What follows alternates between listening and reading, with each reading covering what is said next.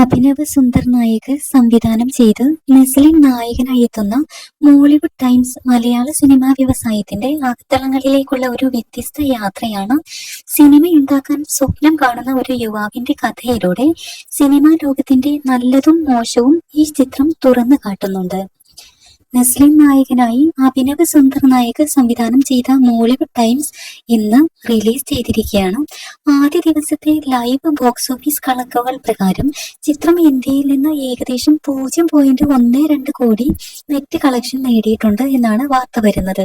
Gross collection ഏകദേശം 0.14 കോടി എന്നാണ് റിപ്പോർട്ടുകൾ.